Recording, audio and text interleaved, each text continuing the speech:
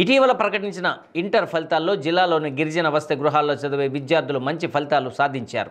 జిల్లాలో 5 గిరిజన వసతి గృహాల నుండి 276 మంది విద్యార్థులు ఇంటర్ పరీక్షలు రాయగా వారిలో 203 మంది ఉత్తీర్ణులయ్యారు.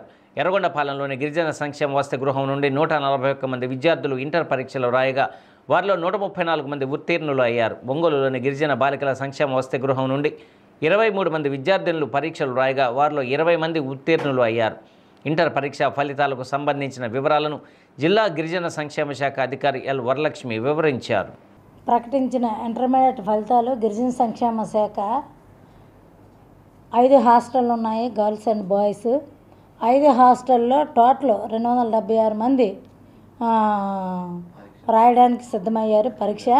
ఇందులో 203 మంది ఫస్ట్ క్లాస్లో అదే ఏ క్లాసులు ఉంటే ఆ క్లాసులో పాస్ అయ్యారు. ఇంకా మిగతా కొంత రిజల్ట్ తక్కువ ఉన్నా కలెక్టర్ గారి ఆదేశాల మేరకు మేము ఖచ్చితంగా ప్రోత్సహించి మంచి రిజల్ట్ వచ్చేటట్టుగా ట్రై చేస్తామని కోరుకుంటూ సెలవు తీసుకుంటున్నాం. వైపాలెంలో 141 మందికి 134 మంది పాస్ అయ్యారు. ఇది 95% వచ్చింది. తర్వాత గవర్నమెంట్ గర్ల్స్ హాస్టల్ మార్కాపురం 14 మందికి 6 మంది పాస్ అయ్యారు, 42% వచ్చింది. పిఎం హాస్టల్ మార్కాపురంలో బాయ్స్ 28 మందికి 15 మంది పాస్ అయ్యారు, 53% వచ్చింది.